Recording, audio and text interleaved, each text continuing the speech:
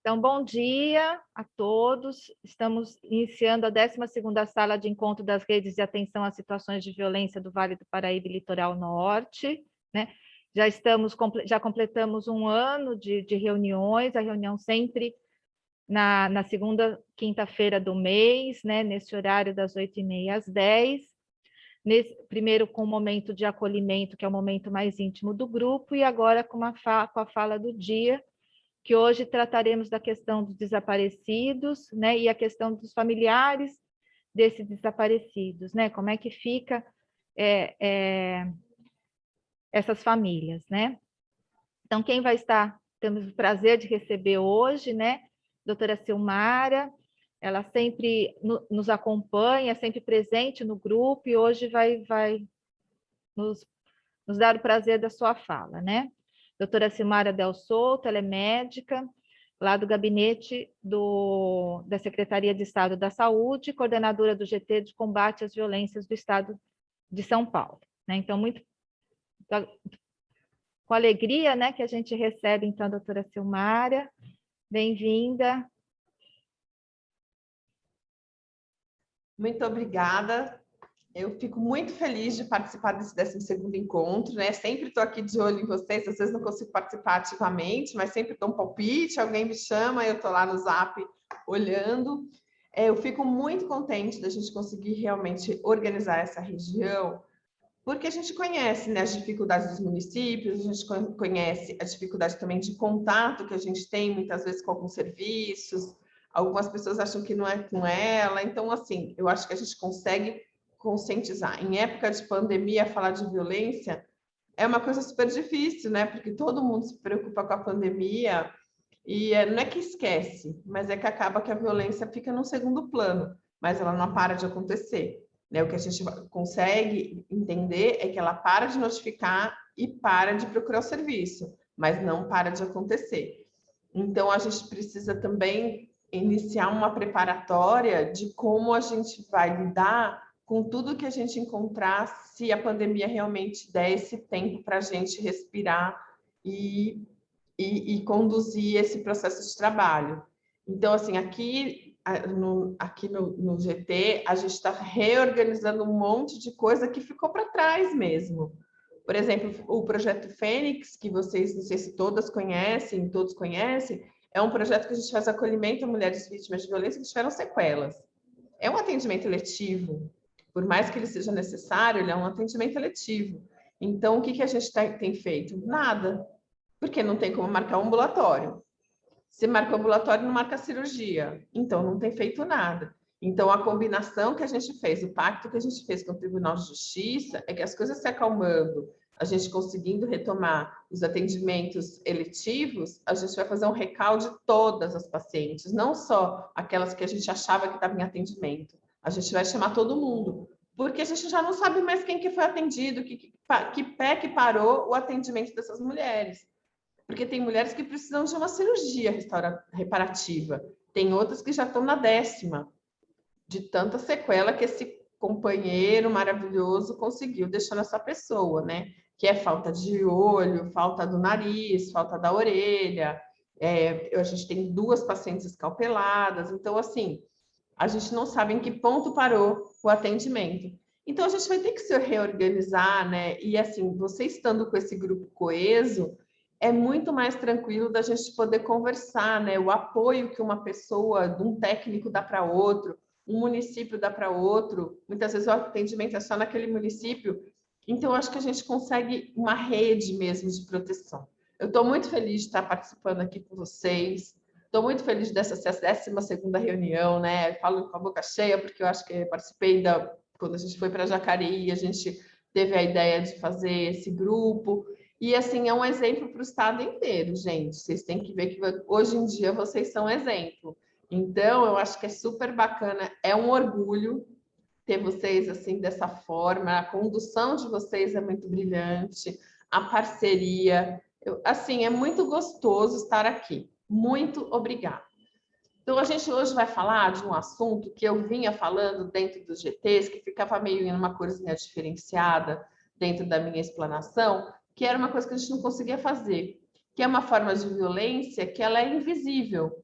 que é a negligência e o abandono das famílias vítimas de violência quando existe um parente, um conhecido, um ente querido desaparecido durante a nossa história.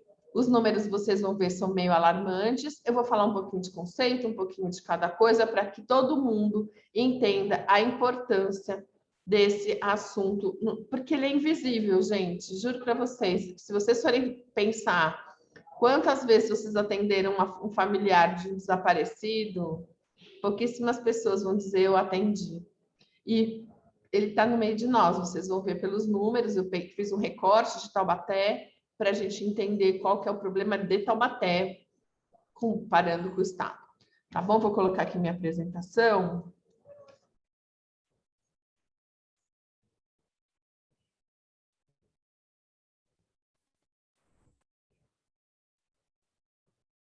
Ai, cadê a... Será que é essa aqui?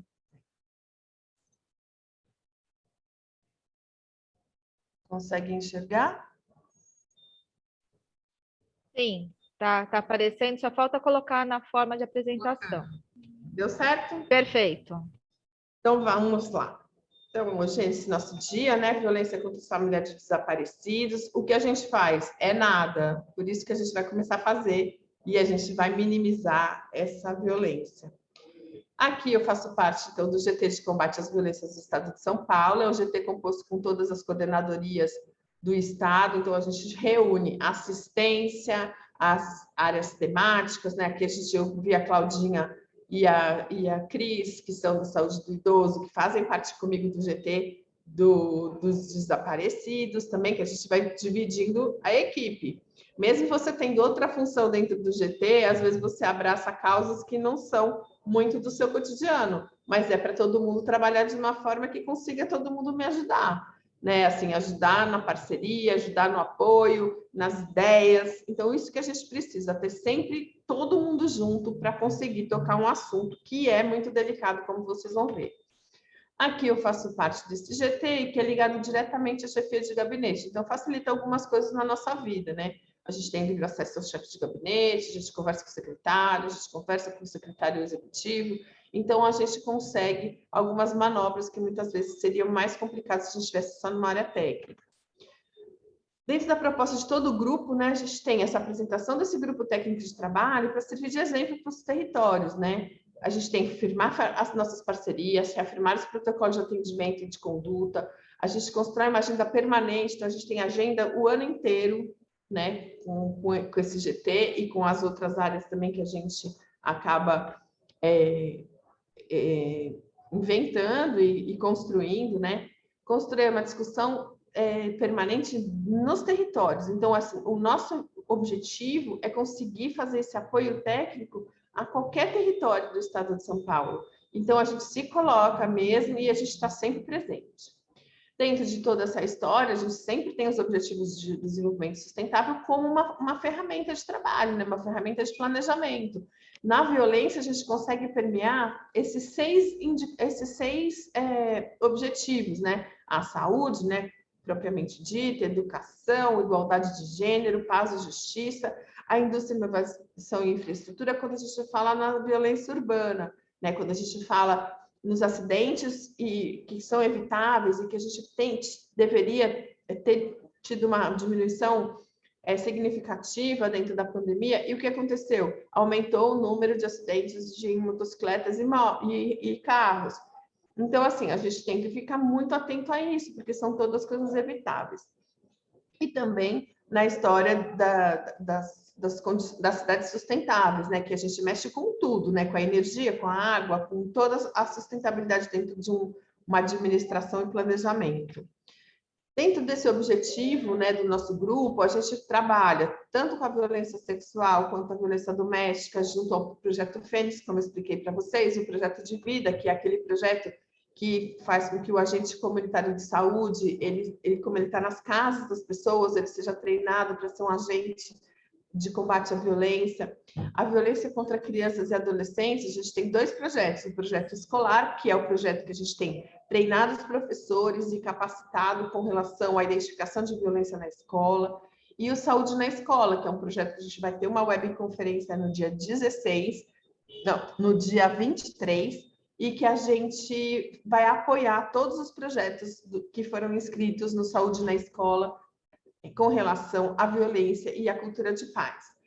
A gente tem a violência contra os idosos, que a Cláudia e a Cris têm o prazer de estar aqui com a gente. A violência contra pessoas com deficiência, que a gente lançou um IAD, que a gente vai fazer parte, que todo mundo precisa se inscrever contra o deficiente. Então, a gente está nesse também. Violência contra o trabalhador, a violência contra populações vulneráveis, contra os privados de liberdade. A gente ainda não iniciou a discussão da violência, mas a gente ainda tem até esse final de ano para colocar esse tema na pauta. Violência contra a população LGBTQIA+, e a violência contra as famílias, que a gente vai discutir hoje, que são dos desaparecidos, né? E a gente tem o projeto PARE, que já é desenvolvido aí em São José dos Campos, né, brilhantemente pela enfermeira Neucina e doutor Danilo, e que a gente tem como pauta introduzir nas escolas. Tentamos, durante a pandemia inteira, colocar online para todas as crianças de todo o estado de São Paulo, geralmente no segundo e terceiro ano do ensino médio, mas a gente não conseguiu, porque a escola também teve milhares de problemas. A gente está em negociação junto à Secretaria de Educação, visto que o presencial é sempre complicado, porque tem que fazer visita hospitalar, e o hospital está completamente fechado para qualquer tipo de visita. Então, a gente vai começar o assunto desaparecimento. O desaparecimento ele pode ser minimamente de três tipos, né? O voluntário, onde a pessoa se afasta por vontade própria, sem deixar notícias, por N motivos, exaustão, aflição, planos diferentes de vida. Esse é um tipo de desaparecimento. O involuntário, quando o afastamento da pessoa desse seu cotidiano, da família, pode ser por um acidente, por um desastre natural, algum problema de saúde, algum problema mental, que fez com que ele se perdesse no meio do caminho. E o desaparecimento forçado, né? Quando a pessoa sofre um sequestro, ação do próprio Estado, ou qualquer tipo de violência com relação a tráfico de drogas e que existe esse sequestro dessa pessoa. Dentro dos sentimentos conflitantes existentes depois desse acontecimento, né? Essa questão está sempre em aberto e sempre tem uma dúvida angustiante. Como será que essa pessoa está? Então, isso que gera todo um movimento dentro da história, da estrutura do sofrimento, desses sentimentos, da pessoa quando está desaparecida. As perguntas mais comuns de quem faz, desse familiar, que sumiu esse ente querido, se quem se perdeu está com frio, se quem se perdeu está se alimentando bem. Muitas vezes essas pessoas não conseguem admitir que podem ser felizes depois desse desaparecimento. Enquanto o filho pode estar sofrendo, é dia 16 não a segunda dose, né? normalmente. É 16. Mas vai voltar. Tem alguém falando. Então, muitas vezes essa pessoa não consegue ser feliz enquanto esse ente querido, esse filho, essa filha está sofrendo. Dentro de tudo isso, existe uma mistura de saudade e de angústia. Então, muitas vezes, essas pessoas elas têm uma dor que não consegue ser mensurada, né? É uma angústia constante, ele uma dor sem limite, né? Sem fundo, não estabelece um parâmetro. Geralmente essas pessoas elas começam a se isolam até da própria família, porque como esse assunto é muito recorrente, a família muitas vezes acaba questionando essa dor e deixa essa pessoa de lado. Então, a gente consegue entender que existe um adoecimento crônico dessas pessoas, né? A gente tem um trabalho da Cruz Vermelha, que eu vou explicar para vocês, que mostra 100% de adoecimento dos familiares depois de um desaparecimento. Como se sentem esses familiares, na maioria dos casos, são as mães. A pessoa passa a viver em função desse desaparecimento. Ela procura incansavelmente essa pessoa por vários lugares. Então, ela pega essa fotografia, ela vai para todos os lugares que a pessoa poderia estar. É uma busca incansável. ela repete esse trajeto feito pelo desaparecido todos os dias. A gente tem casos, relatos de mãe, que a criança foi procurar um emprego, tinha 12 anos, e ela faz esse trajeto do lugar onde ela estava, que era uma barraca de rua, para até o lugar onde o menino ia vender fruta junto com um conhecido dessa pessoa. Ela faz esse trajeto há mais de 10 anos, todos os dias, na esperança de encontrar essa pessoa no meio desse caminho.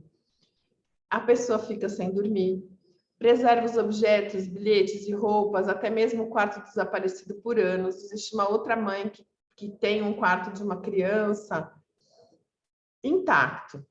Então, o que aconteceu? O menino saiu para ir na padaria e não voltou mais. E essa mãe preserva esse quarto. Eles moram, acho que, em 3 cômodos. Os outros irmãos ficam abolotados num cômodo e aquele quarto que era daquele menino está intacto. Ela conta que até o dinheirinho que estava dentro da bermuda, do bolso da bermuda, ela deixa para quando ele voltar, ele entender que nada mudou e que todo mundo está preservando o que é dele até hoje. Então, assim, isso vai gerando um adoecimento coletivo na família, né? A pessoa não tem vontade de trabalhar, não tem vontade de fazer nada, porque ela vive em função desse desaparecimento. E muitas vezes não tem nem vontade de viver, porque perdeu a luz da vida, perdeu o caminho, perdeu o chão, perdeu o pé. Falar assim, Mara, mas e como que a gente vai identificar isso? Então, conversando com o paciente, né? Porque ela não vai chegar, aquelas pessoas que têm dores crônicas, que têm muita dor de cabeça, que ela vai chegar com essa dor de cabeça no pronto-socorro, ela vai chegar no consultório do clínico com essa dor no corpo, uma dor migratória. Se você não conversar com o paciente, você nunca vai descobrir absolutamente nada com respeito a isso, a menos que você tenha uma dica de uma equipe multidisciplinar, que é essa proposta que a gente tem até por hoje, né?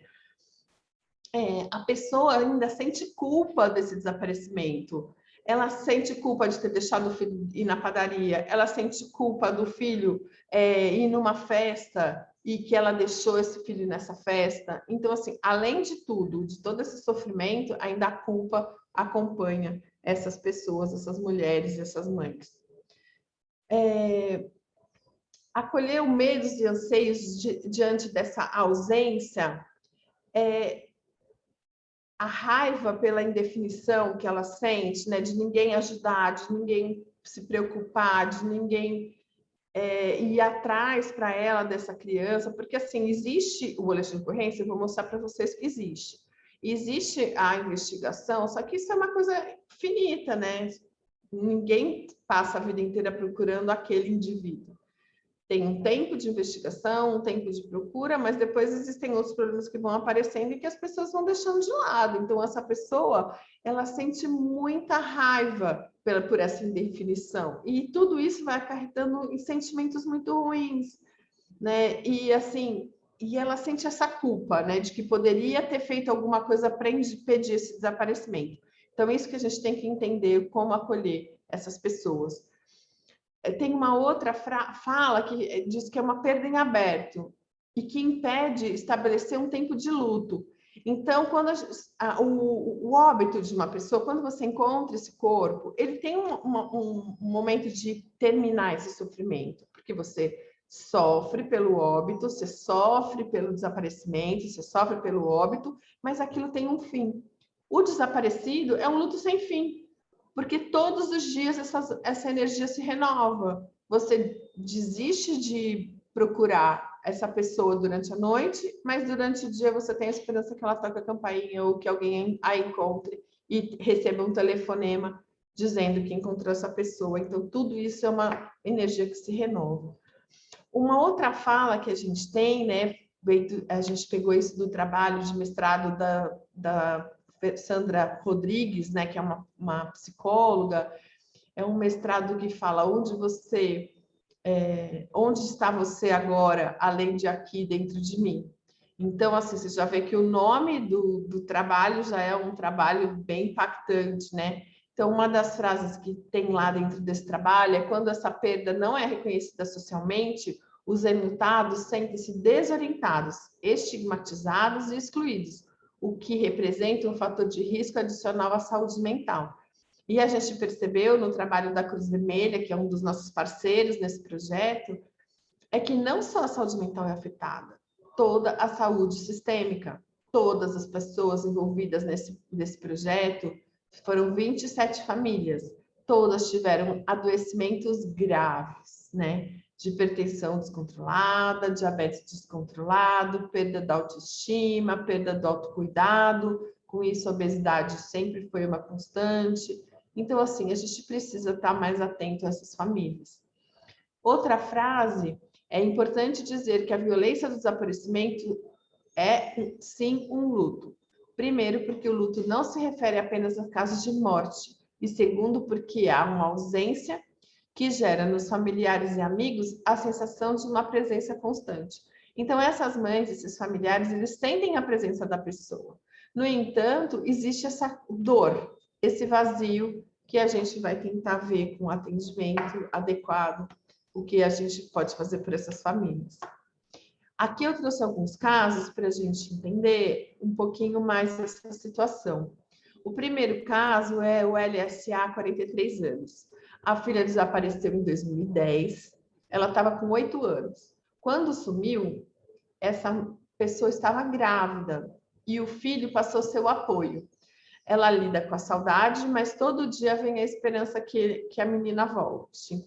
Enquanto não há corpo, há vida. Creio que em algum lugar ela deve estar. Então, essa mãe, ela tem essa energia renovada a todos os dias. Imagina o desgaste de tudo isso. E que essa pessoa está, às vezes, no meio da gente, a gente não tem a sensibilidade de entender, de acolher ou de saber o que está acontecendo com essa pessoa. O segundo caso é o NR, 30 anos. Ele perdeu a irmã. Ele diz assim: é impossível pensar que qualquer detalhe poderia fazer a diferença naquela tragédia. Quando ele tinha 12 anos, a irmã com 9 foi até o mercado e não voltou. Além dela, ele tinha mais 2 irmãos que eram gêmeos e hoje em dia estão com 10 anos. Na época, eles tinham 2 anos de idade. Apesar da tristeza, ele não pôde viver o luto dessa irmã. A mãe ficou muito desestabilizada e o pai teve que continuar trabalhando. Então, ele substituiu o papel da mãe nessa família e se tornou responsável pelos irmãos. E a culpa que ele tem, né? Talvez se ela estivesse comigo, ou se estivesse 5 minutos, ou se eu esperasse 5 minutos, ela não teria ido à frente. Então, ele ainda, além de tudo, de acolher os irmãos como responsável, de cuidar dessa família, de cuidar dessa mãe que está desestabilizada, ele ainda tem a culpa da irmã ter desaparecido. Então, assim, é um monte de sentimentos das quais a gente não consegue o acolhimento se a gente não conseguir acolher, chamar essas famílias para o atendimento. Dentro das ações realizadas pela Secretaria aqui da Saúde, as unidades hospitalares já realizam algumas ações com relação aos desaparecidos, né? Identificação das pessoas que chegam sem identidade do acompanhante, as equipes da SES, elas são acionadas, acionam a equipe de segurança pública na tentativa de colher a digital para identificar esse desconhecido.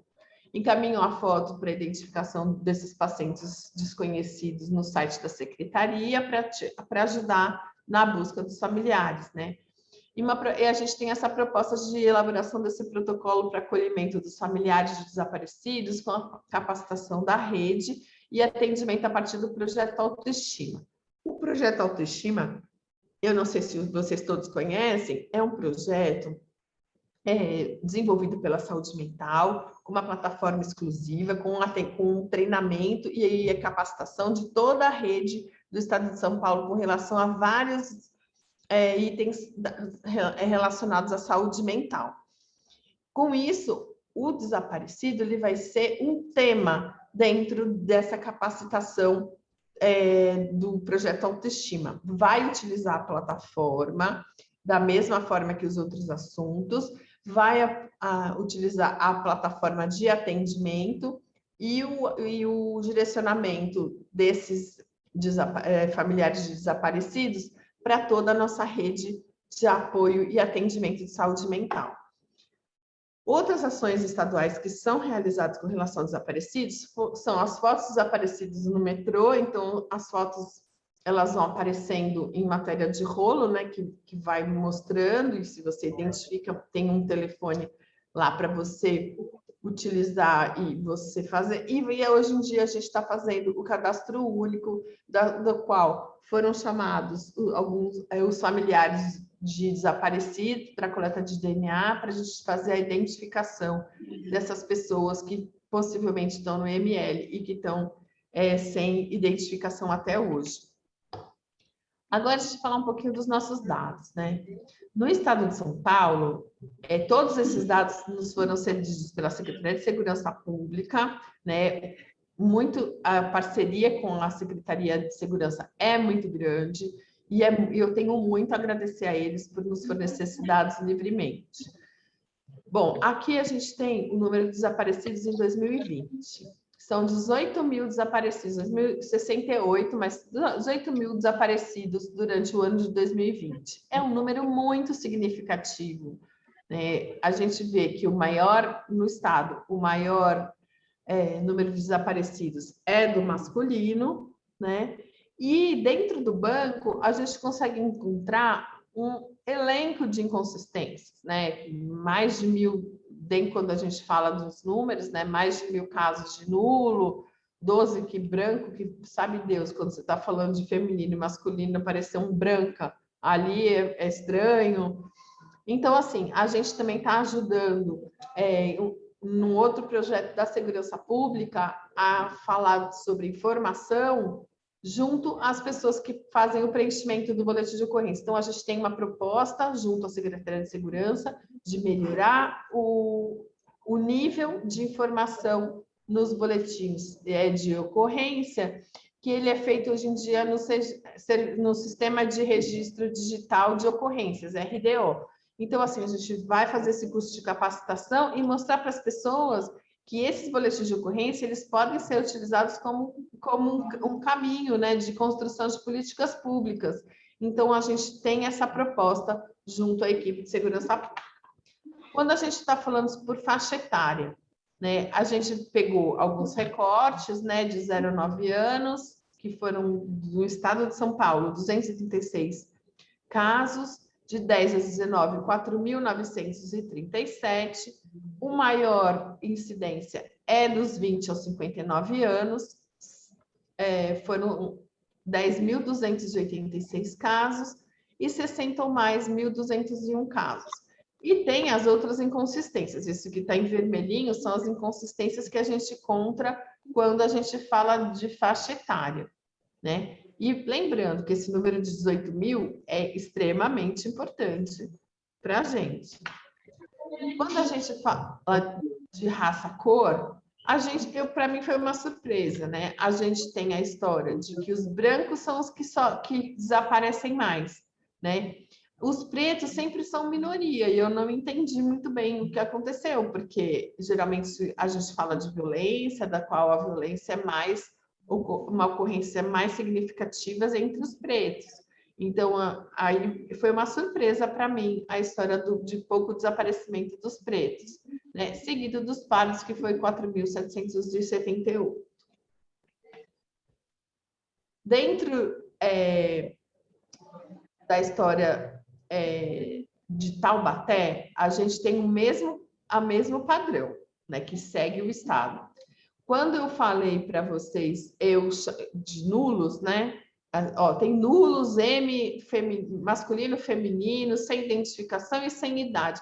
Então, assim, a gente tem que tomar cuidado muito com a informação, né? Porque ela é importante, né? Quando a gente fala de Taubaté, a gente tem 546 desaparecidos de 20 a 59 anos, 53, 60 anos ou mais, e 300 de 10 a 19 anos e muito pouco de 0 a 19, 8 desaparecidos. E aí eu vou estar estratificando para vocês, para a gente conseguir entender o que acontece em Taubaté. E mais o padrão dos 20 aos 59 anos, ele continua. Quando a gente fala por sexo, né, o masculino também realmente é o que mais acontece no estado inteiro e não foi diferente em toda a na região de Taubaté. Quando a gente fala da cor branca, a mesma coisa, manteve o padrão do raça-cor, a cor branca, que desaparece mais. Aqui eu fiz uma tabela com todos os desaparecidos do estado, né, fazendo o recorte Taubaté, para a gente entender o que está acontecendo em cada centro, em cada lugar. Até pequenininhos têm desaparecidos, né? E eles mantêm a história do desaparecimento, né? Maior número de casos com a população branca. Então, não foge a todo a dinâmica do Estado em relação ao desaparecimento. Então, a gente, quando fala dos desaparecidos, né, os brancos ainda são a maioria, e aqui está o elenco de municípios, né, que tiveram ocorrências, que tiveram registros de boletins de ocorrência. Então, são todos os que foram registrados em 2020. Aqui a gente vai falando de sexo, né? E o masculino também manteve o padrão, como eu mostrei no gráfico anterior, e aqui por município. Município a município, quantos foram os números de desaparecidos em 2020 com relação à divisão por sexo, né? O masculino foi realmente o mais, né? Com 688 casos. Aqui, quando a gente vai falar por faixa etária, também manteve, como eu mostrei no gráfico anterior, e aqui estratificado por município, a faixa etária de cada um dos desaparecidos no estado de São Paulo. Aqui essa tabelinha, ela mostra os municípios que não ocorreram não tiveram nenhuma ocorrência com relação a desaparecidos. Então, a gente ainda tem, graças a Deus, dentro da região de vocês, municípios em que não tiveram desaparecidos, mas registrados. Pode ser que existiram desaparecidos, mas que ninguém fez o boletim de ocorrência, por N motivos, né? Aqui, ele é um consolidado que veio da Secretaria de Segurança, que ele fala do número de desaparecidos, né, em 2020. Ele tem uma divisão diferente da gente, né, capital, demacro e interior, que é totalmente diferente da gente. No entanto, eles nos dão uma outra tabela que fala dos encontrados. No entanto, quando ele fala que ele teve 11 mil encontrados em 2020, não significa que tem relação aos desaparecidos de 2020. Então, a gente fica nessa dúvida, né? E a gente fez uma solicitação para a Secretaria de Segurança para a gente fazer esses encontros. Então, esses 11 mil que eles acharam pode ter sido de 2001, 2010, 2014. Então, não existe, eles ainda não fazem uma parametrização de encontros de acordo com os desaparecidos daquele ano. Mas a gente já fez essa solicitação e eles já estão pensando nessa nova dinâmica de capturar os dados. Mas é que hoje em dia esse registro digital de ocorrência, ele não é tão dinâmico. Então, para eles fazerem isso para a gente, eles têm que fazer boletim por boletim, encontro por encontro. Então, é muito trabalhoso, né? E assim, insano, né? Em 18 mil registros, você procurar um por um para poder ter uma resposta. Mas não é impossível, eles estão tentando e vão conseguir fazer isso para a gente. Então, era isso que eu tinha para contar para vocês. Eu acho que a gente tem um momento de discussão agora. Se vocês tiverem alguma pergunta, estou à disposição. Muito obrigada.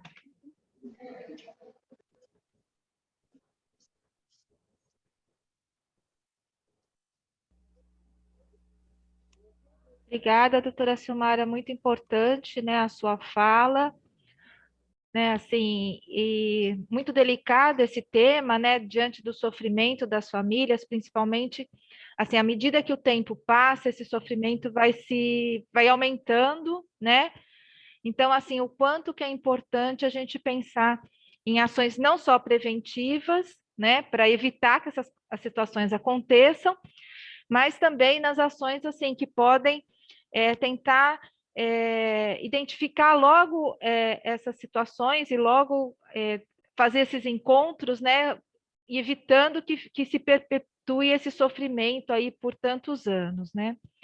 Acho que a gente pode abrir agora para questões.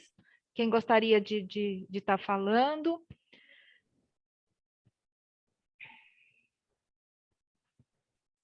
Emilce? Eu só queria que a doutora Silmara apresentasse novamente. Eu queria dar uma olhada nos municípios onde ocorreram a faixa etária de criança de 0 a 9, de 10 a 19, que eu não pude copiar. Eu vou disponibilizar. Então tá ótimo. É mais fácil. Então, assim, o que eu acho é que assim, a gente tem da noção do que pode acontecer dentro do nosso território, então a gente pode elaborar inúmeras medidas protetivas, né, com relação à prevenção, né? Acho que conversar nas escolas sobre a história do desaparecimento, porque a escola é o primeiro lugar que a criança não vai, né? E a gente conseguir fazer esses alertas de uma forma melhor. Eu fiz uma proposta para a segurança pública, né? Quem me conhece sabe que eu sou cheia de ideia. E aí eu fiz uma proposta com relação a alertas oficiais, entendeu? Como a gente tem recebido, né, da Defesa Civil sobre o negócio de chuva, risco de tempestade, nos nossos telefones, né? Tipo, vacine-se, use máscara, como a gente recebeu, né? Todo mundo recebeu no celular. Então, assim, eu estou conversando com eles e eles com a Cruz Vermelha e todo mundo conversando junto, porque assim, isso não me sai da cabeça. Da gente fazer um alerta, desaparecer uma criança, desaparecer um adulto, a gente faz um alerta regional, que aí é difícil da gente não achar, porque você está na rua, você olha do lado e fica procurando a criança. Né? Uma criança que está ali num lugar que está estranho, ou uma criança que está com uma pessoa mais estranha ainda, que seja averiguada. Olha, não é nada, está com os documentos? Olha, muito obrigada. Lógico, com toda a delicadeza e educação, mas assim, para a gente evitar essas coisas que aconteçam, né? Os desaparecimentos, né? Então, assim, eles estão estudando essa possibilidade, eu estou azucrinando, estou infernizando, porque eu tive uma experiência como próprio familiar meu, né? Minha filha estava fazendo um intercâmbio fora e, de repente, de manhã cedo, ela recebeu um alerta que 2 crianças e um idoso tinham desaparecido. Ela ficou assustada, nunca recebeu isso, né? Me mandou o alerta, falei, filha, calma, deve ser alguém que desapareceu aí na região para vocês tentarem ajudar. E o bacana, elas estavam em 3, né? 3 adolescentes. Elas saíram no caminho da escola, ficaram procurando para ver se achavam ou não o idoso e as 2 adolescentes. E no final do dia, eles receberam um alerta de encontro, que eles tinham achado, era um senhor com Alzheimer que saiu com as 2 crianças e não sabia voltar. Então, assim, recebe o alerta, né, do desaparecido, mas também tem que deixar um retorno, né? Encontramos ou não encontramos. Para ou você continuar ajudando a procurar, ou para você se acalmar e não precisar mais tomar essa atitude.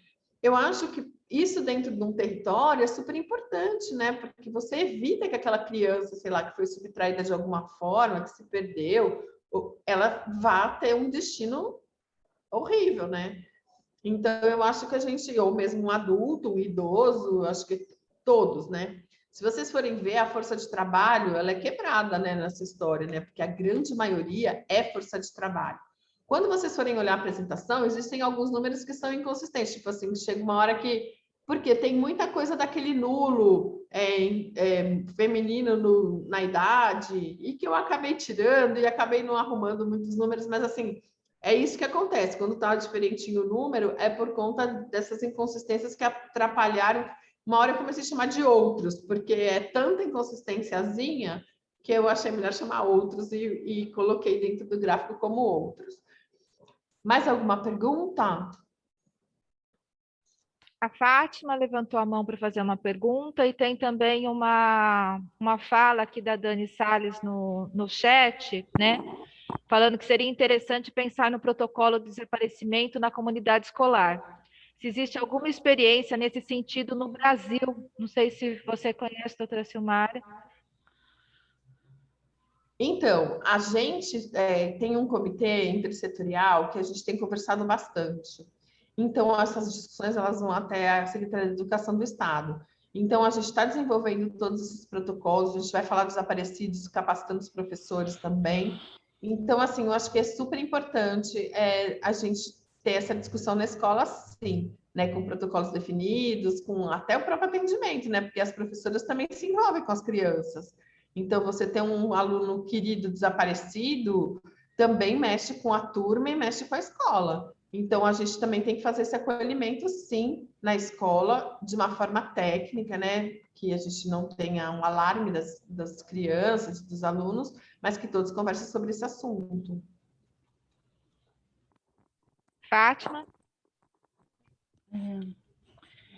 Na verdade, não tem uma pergunta, mas eu queria assim, levantar algumas questões que eu acho que a gente poderia pensar em algumas questões. Primeiro que eu fiquei surpresa com o número, doutora Silmara. Fiquei bem surpresa mesmo, né? E, assim, pensando em termos dessa questão do sofrimento, eu pensei assim, o quanto a gente precisa estar se preparando cada vez de uma escuta atenta, qualificada, né, para a gente poder identificar esse sofrimento e dar melhor atenção, né? Me lembrei, né, de um princípio básico da cultura de paz, que é ouvir para compreender, né? E a gente trabalha muito com a ideia dos sinais de alerta. Então, assim, quando a gente está atento com os sinais de alerta, né, para qualquer idade, a gente vai poder identificar situações que precisam e merecem o cuidado. Então, isso era uma questão. A outra questão que eu queria trazer, assim, a ficha de notificação não prevê, né, a questão da notificação de desaparecidos, só tráfico de pessoas. Eu penso que poderia ser algo a ser pensado, a notificação poderia colocar no outro, porque a partir da notificação a gente articula a rede de cuidados, porque assim, o BO não articula com a rede de cuidados, então eu acho que é uma questão para ser pensada. Assim como a gente vem fazendo toda a notificação como um disparador do cuidado e proteção, eu penso que talvez fosse um caminho para a gente não criar outros instrumentos, porque quanto mais a gente fragmenta, mais difícil fica articular a rede. Então, essa é uma outra coisa. A outra questão que eu ia trazer também é a questão do crime pela internet, né? O quanto principalmente os adolescentes são assediados e podem acabar sendo desaparecidos por tráfico de pessoas. Então, eu penso que a gente precisa criar também, divulgar mais os caminhos, né, para a gente trabalhar essa questão. E eu acho que cada vez mais que a gente pode pensar os projetos que, se eles se articulem, né, que a gente não tenha, como eu falei da notificação, como ela é a ordenadora do projeto. Então, acho que todos os projetos, quanto mais eles se articularem, mesmo que tenha grupos de trabalho, eu acho que ajuda a gente se organizar no território.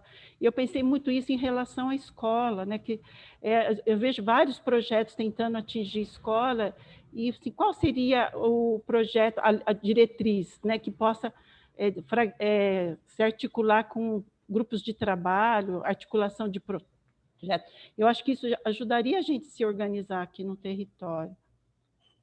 Eu acho que era isso. Eu fiquei também, né, doutora Silmara, ainda assim, as delegacias com dificuldade dos dados, a gente pensar no tempo de tanta tecnologia, fica para a gente uma interrogação desse porquê, né? A gente avançou muito, né? Hoje a gente fala aí com a inteligência artificial, né? O que está acontecendo com o nosso sistema de segurança? Eu acho que é algo para a gente refletir também. Sim, a gente tem falado muito, né? Lógico, eu falo de um jeito carinhoso, né? Mas assim, eu coloco como inconsistência, mas assim, gente, como é que pode, né? Tanta inconsistência dentro de um banco de dados e que a gente não consegue tirar uma coisa assim, fidedigna, porque você tem mais de 1000 coisas estranhas escritas dentro de cada lugar, então a gente está conversando com a equipe, né, de um jeito que a gente apoie, né, porque a gente da saúde, a gente é muito normatizado, a gente tem regrinha para tudo, então a gente acaba aprendendo, quando você entra no serviço público para trabalhar, você acaba entendendo que você precisa desse regramento para você construir qualquer coisa dentro do seu trabalho. Então a gente trata a informação, pelo menos tenta, né, de uma forma responsável, e não que seja irresponsável, mas a pessoa que está lá, está preenchendo lá o boletim, ele acha que colocando qualquer coisa tá bom, e que ninguém vai olhar aquilo. Então, é isso que a gente vai fazer nessa capacitação, que é a proposta da segurança pública de próprio preenchimento, né? Eles estão mudando o sistema, estão mudando não sei o quê. Pedi para que colocasse algumas críticas, que não colocassem, por exemplo, no lugar que é a idade, não põe palavras, põe números só, né? Onde tem raça e cor, não dá para colocar, sei lá, o que eles colocam lá, sei lá, um número ou ignorado, não tem isso. Será que realmente os pretos são só aqueles pretos? Ou as pessoas também têm tanto preconceito que não pode falar que a pessoa é preta? Entendeu? Porque, então, assim, é tudo muito estranho, né? Porque, assim, você vê quantos brancos... Por que só os brancos que desaparecem? Na grande maioria. Mais de 90%. pensando também, tenho até uma fala dessa aqui no chat, não sei se você chegou a ver, doutora Silmara, sobre essa questão da população negra, né? Que, assim, me chamou a questão da população negra, sempre as mulheres negras estão no topo da violência. Pergunto, existe um trabalho nesse sentido junto à secretaria competente e os movimentos organizados buscando filtrar esses números para entender por que esses números se invertem na questão da violência do desaparecimento? Então, Eu fico pensando se cruzou a questão da população, né, por raça com a questão do número, que às vezes isso também dá uma diferença. Sim, não foi feito cruzamento nenhum. A gente pegou exatamente o Banco da Segurança Pública e traduziu em gráficos. Então, assim, não foi feita nenhuma análise, mas me assustou, porque, assim, se você já tem uma evidência, né, que a população preta, ela é sempre mais acometida pela violência, as mulheres pretas, e por que desaparece só os brancos? Então, assim, eu acho que é uma questão, assim, de tudo junto e misturado, né? Uma questão de que é muito mais fácil você colocar qualquer coisa. A outra questão de que, porque a raça e cor, quando você vai fazer um documento desse, ele é autorreferida, né? Então, assim, vai aparecer alguém que pode ser raça negra e falar, sou branco, ponto. Você não vai questionar naquele momento. E tem tudo isso, não é um banco, é um boletim de ocorrência, não é um instrumento de responsabilidade técnica científica. Não, ele é um documento ali. Lógico, o delegado ele assina, ele dá respaldo àquelas informações. Só que eu duvido que ele fica olhando se realmente é preto, se é branco, se é pardo. Eu acho que não. Mas vai começar a olhar, porque a gente vai chamar atenção, vai fazer uma capacitação para os delegados e vai fazer uma capacitação para os escriturários, escrivãos, eu não sei quem que faz lá o negócio. Mas, assim, a gente vai chamar atenção, porque a gente quer criar políticas públicas com relação a esses dados. Então, acho que a gente tem que mostrar. Às vezes, a pessoa não sente a importância da informação, porque não tem a devolutiva. Eu não sei, vou conversar, assim, vou fazer um similar, coisas da saúde, que é mais fácil da gente entender. Quando eu fazia o monitoramento pela vigilância dos indicadores de saúde pública, não sei se quem participou desse processo comigo, eu ia para Taubaté, eu ia para todas as regiões, eu infernizava as pessoas. Aí a gente ia ver o negócio do mapa de vacina. Aí existiam alguns municípios que tem tão pouca criança que é impossível você não ter feito a vacina na data certa.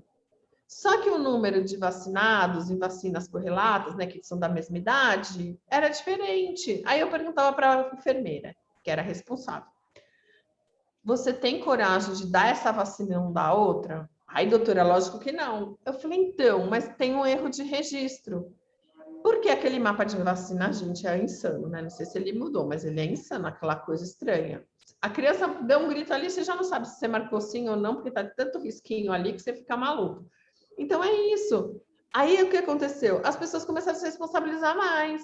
Por quê? Porque ela teve a devolutiva de que aquele risquinho a mais, para ela, acabava com o indicador dela, porque era pouca população, pouca gente, o número das vacinas tinha que estar na mesma faixa etária, devia estar igual. Então, assim, só que as pessoas não acham que marcar no mapa de vacina seja uma tarefa importante, significativa, e para a gente porque ela demonstra o quanto que a pessoa, aquele município é efetivo dentro da imunização. É a mesma coisa, a gente vai transformar agora para quem faz o boletim de ocorrência. A pessoa não sabe se está sendo que aquilo vai virar uma política pública. Quem ia achar que alguém da saúde ia pegar o boletim de ocorrência para fazer alguma coisa com relação à política pública? Então, a gente vai dar essa devolutiva para as pessoas e, a partir daí, você começa a ser mais atento, né? Eu acho que esse é o primeiro olhar, né? A gente vai se aproximando, vai entendendo e vai conseguindo, né, melhorar esse olhar para melhorar o cuidado, segurança né? pública fica assustada quando a gente mostra, aponta, porque eles falam, nossa, mas tem isso mesmo? Porque eles não param para olhar. A gente está acostumado a olhar no detalhe. Eles não estão acostumados a ver Para ele, o desaparecido, independente de qualquer cor, tá desaparecido, tem que buscar o cara. Entendeu? Então, assim, eles têm outra dinâmica de raciocínio. A gente não, a gente quer saber o porquê, o como, e vai desmiuçando, né? Dá para dividir direitinho cada faixa etária. Eu peguei o global das faixas etárias, senão eu ficaria maluca, né? Mas no de vocês, eu acabei estratificando por município para facilitar também a busca de vocês, porque muitas vezes vocês não sabem nem quem é essa família, ou essa família está tão do lado que você não tem nem atenção de saber que aquela mãe que vai toda semana na unidade básica, que interna por hipertensão descontrolada, que não se cuida, que cada vez está mais obesa, porque teve um filho desaparecido há 2, 3, 10, às vezes 50 anos, e essa mãe está esperando essa pessoa. E o mais difícil, gente, vocês não calculam, elas têm aquele pensamento imaginário que vai voltar aquele menino, aquela menina. Não é que vai voltar uma mulher, uma senhora, vai voltar aquele menino. Então, é como se o tempo parasse, né? É mais conflitante ainda. Existe um processo de trabalho aqui na segurança pública que eles fazem aquela linha do tempo da pessoa. Então, você tem uma foto pequenininha e eles conseguem envelhecendo a pessoa, né? Mas quando você conversa com essas mães, elas não vão com a foto do envelhecimento procurar, elas vão com a foto de quando ela era menininha. Então, assim, o pensamento daquela mãe, daquele familiar, ainda está naquele dia do desaparecimento. Ele para ali. Lógico, tem algumas mães que já foram chamadas para reconhecer corpo e que elas negaram que aquele corpo fosse do filho. E por DNA era o filho. Então, assim, é uma coisa que é um sofrimento invisível da sociedade e que a nossa culpa é não os enxergar. Tudo isso me motivou porque eu faço parte dentro do comitê estadual, do comitê desaparecidos, e eu tenho contato com essas mães. Um contato muito ruim, porque elas tratam a gente muito mal, porque elas veem no poder público um agente inoperante, que não ajuda elas em nada, e que elas fazem essa peregrinação sozinhas. E é assim, gente, às vezes elas não têm dinheiro para nada, fala que o filho está em Goiás, ela vende as calças e vai para Goiás ver se o filho está lá e vai ver que o menino não é aquele filho. Então, assim, olha, é um sofrimento demais. Então, foi isso que me motivou transformar isso dentro do GT de violência em um item para a gente discutir. E como vocês têm esse grupo, eu acho que dá para discutir município a município. Quem conhece o fulano que desapareceu? Quem é a pessoa que desapareceu? Consegue saber em alguns lugares. Lógico, São José dos Campos, que é enorme, pode ser que não consiga, mas pode ser que consiga, porque também São José é super organizado, né?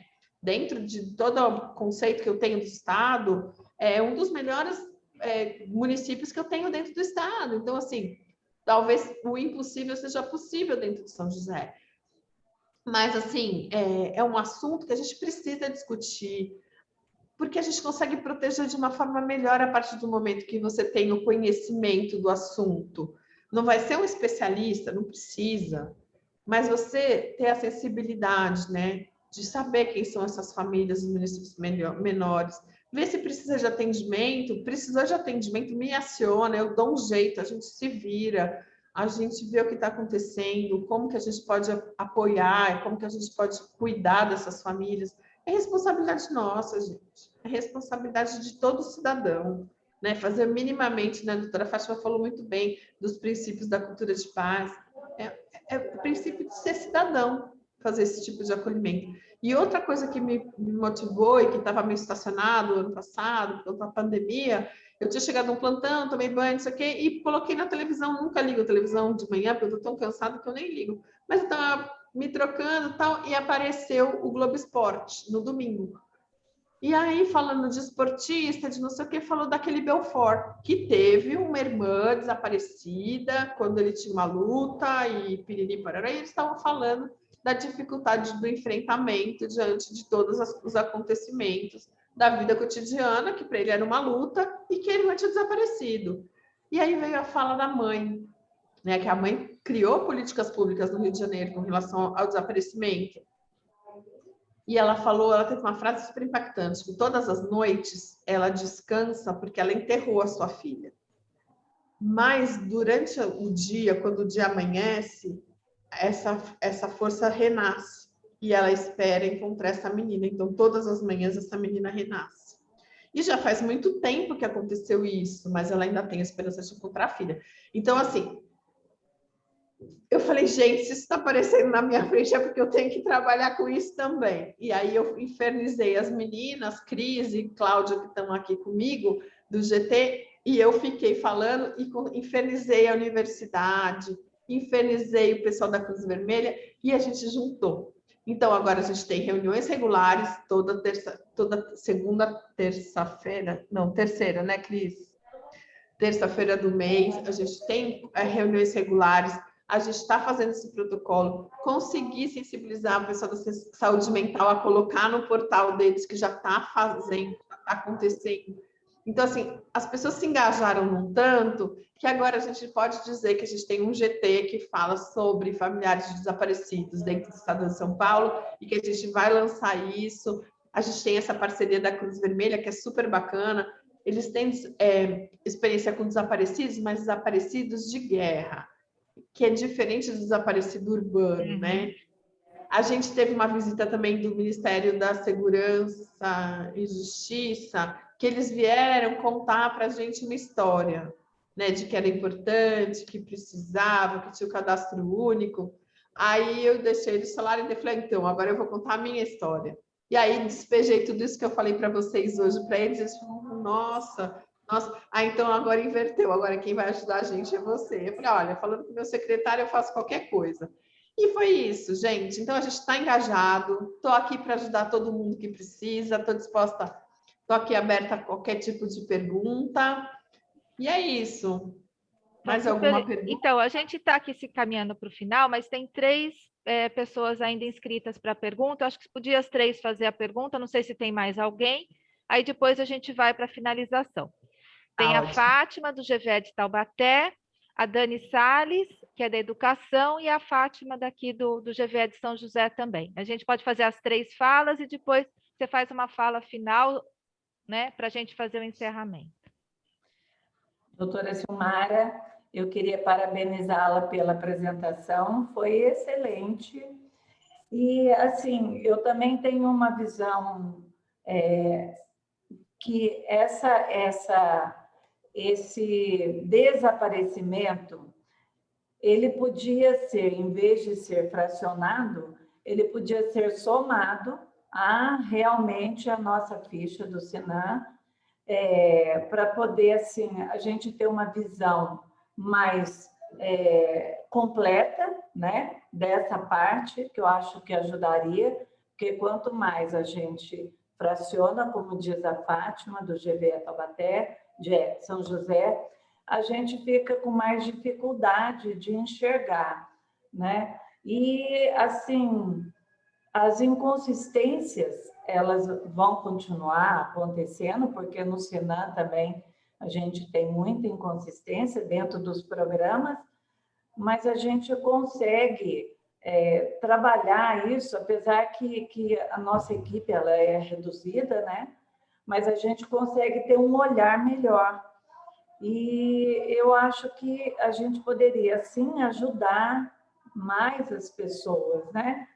Que a nossa intenção ela é boa, a nossa equipe ela é pouca, mas se a gente somar a rede, eu acho que a gente consegue ter um trabalho super positivo, né? É isso. Tá? Obrigada. Parabéns. Dani, quer falar? Vocês conseguem me ouvir bem? Sim, pode falar. Tá.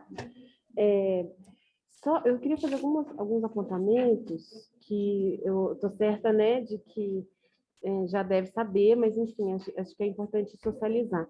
Dentro hoje, na escola estadual, a gente tem um centro de mídias, né, que é um aplicativo que os professores têm no celular e que a gente também usa como uma maneira de formação. Então, existe dentro do Conviva, que é um programa da rede, a gente tem algumas linhas de formação, né, de cuidado na escola.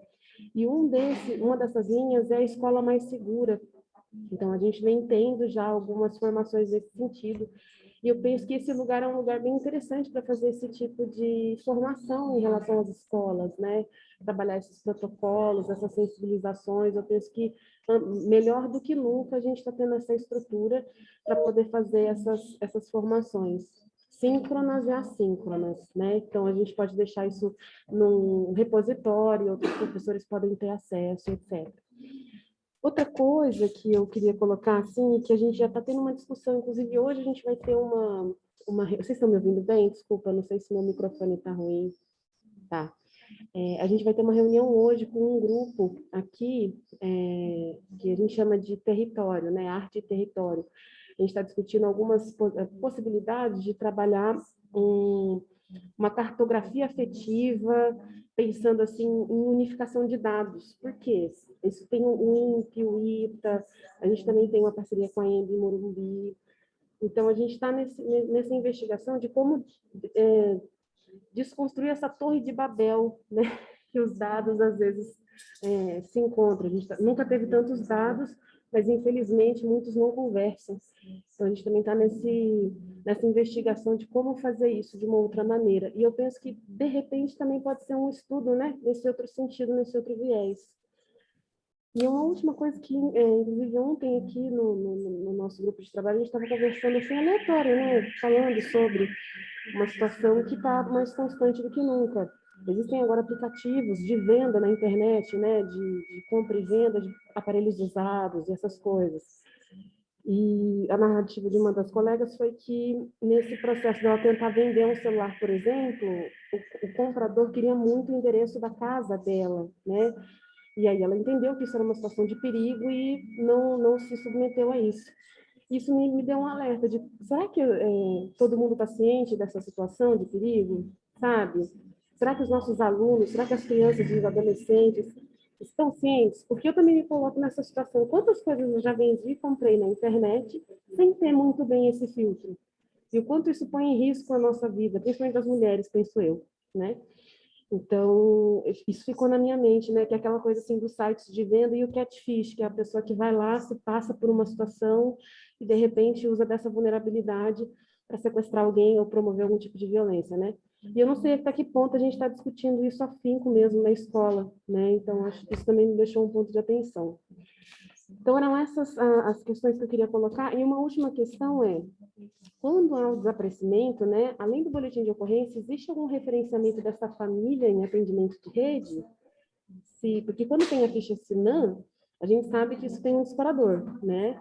Mas quando a gente tem um caso de desaparecimento, existe algum disparador nesse sentido, para essa família ser acolhida, para ser referenciada no prazo, sabe? Entende o que eu quero dizer? Não sei se isso já foi falado, mas eu gostaria de saber.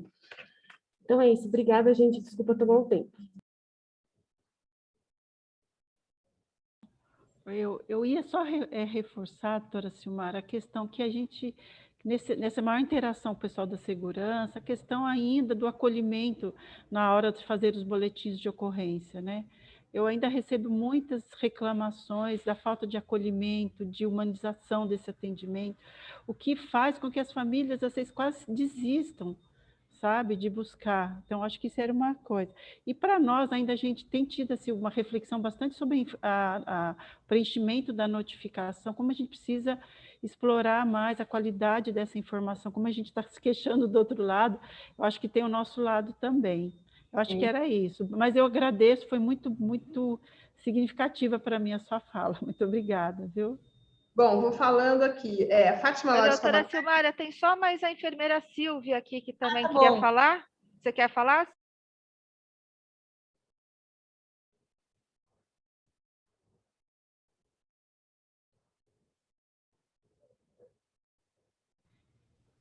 Silvia, você consegue abrir o microfone?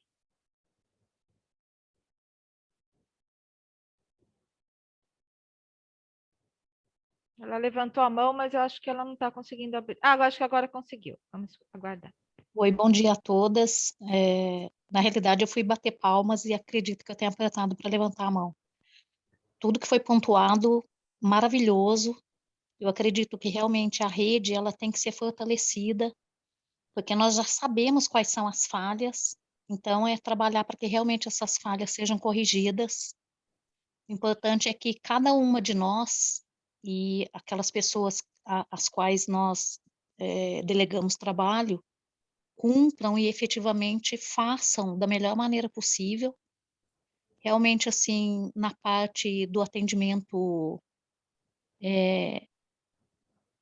policial ainda, para nós, né, que trabalhamos na área de saúde, principalmente, a gente vê que existe um distanciamento ainda muito grande, mas acredito que tendo alguém que realmente possa encaminhar ideias e projetos, isso também possa ser corrigido, porque se tem algo que a pandemia mostrou para a gente, é que nós estamos mais unidas do que nunca, né? Então é muito importante que realmente a gente coloque sempre em prática o que a gente percebe que é fundamental, e nunca deixar a nossa humanidade de lado, porque é isso que a gente está tratando, porque a rede, né, no caso, ela sempre existiu, e a gente não pode deixar que esses fios, né, que são tão delicados, eles sejam rompidos. E é isso, é um abraço, assim, e estou aqui impressionada mesmo, porque eu não esperava, assim, a qualidade dessa reunião hoje. Agradeço. Bom, vamos começar.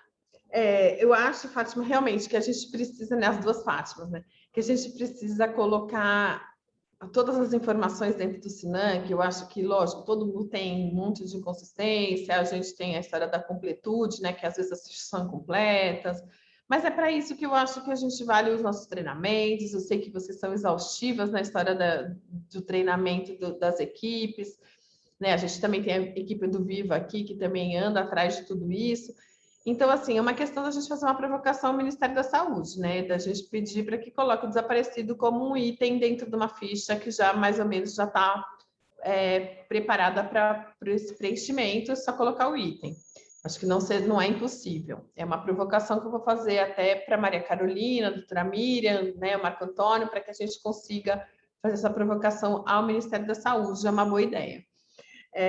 A Dani falou sobre a história do Conviva. Dani, a gente fala direto com o Conviva, o Capitão, William e todo mundo. Então, assim, a história do centro de mídias, exatamente ali que a gente faz a capacitação dos professores. Não sei se você já viu, a gente já fez eu já dei 3 aulas, Cláudia falou sobre envelhecimento, vai falar sobre, acho que na próxima vez, saúde mental e alguma outra coisa. Não lembro agora, mas assim... Tecnologia, né? Então a gente está sempre lá no centro de mídias, a gente tem a reunião semanal, mensal e dioturna no WhatsApp. Junto com a equipe da educação, a gente participa, né, dessa história que fica na rede, então a gente tem bastante acesso. É uma coisa impressionante, né, quando a gente vai no centro de mídias, porque nas sextas-feiras não é obrigatório, né, o professor assistir esses cursos, essas aulas. No entanto, a gente tem 800 acessos de cara, né? Você fala com 800 professores, é muito legal. Eu amo. Isso vem pergunta da mais difícil possível, mas você responde ali no ao vivo. Então, é muito legal. Eu gosto muito de participar desse projeto.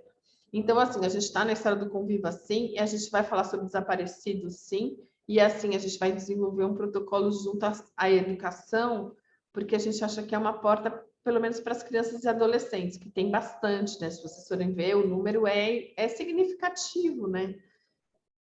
Tudo bem que são 8 crianças na região de vocês, mas cadê essas crianças, né? Ninguém desaparece, vira fumaça e puf. Então, assim, é importante. A escola ficou sabendo? Quem foi o primeiro a saber desse desaparecimento? O que fez com os irmãos? Né? Porque precisa de um acolhimento. Às vezes a criança estava indo para a escola e sumiu. Então, cadê?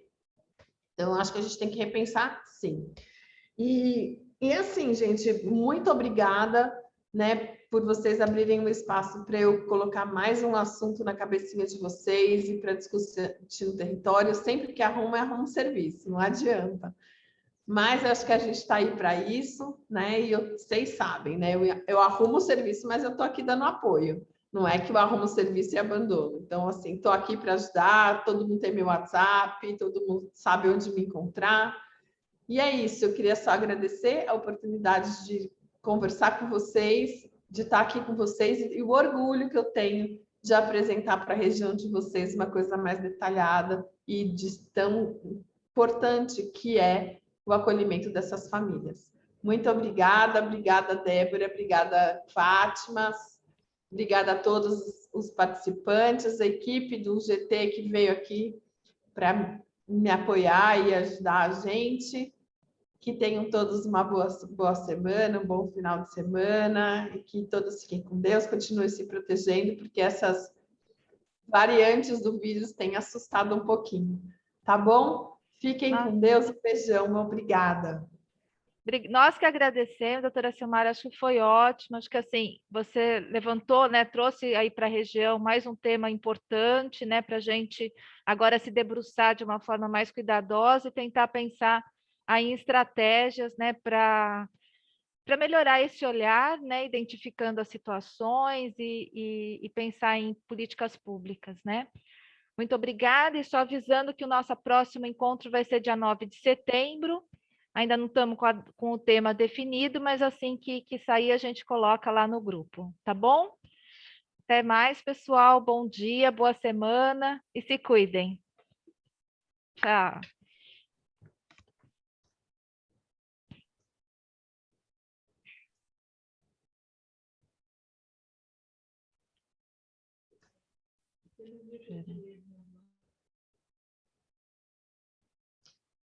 Débora, depois você me manda o link para eu publicar na página. Também fica bom. Perfeito. Assim que sair, a gente coloca naquele grupo Ótimo. a apresentação, aí você pode salvar o link, tá bom? Tá ótimo. Obrigada, Amore. Fica com Deus. Para você também. Obrigada a você. Agradeço.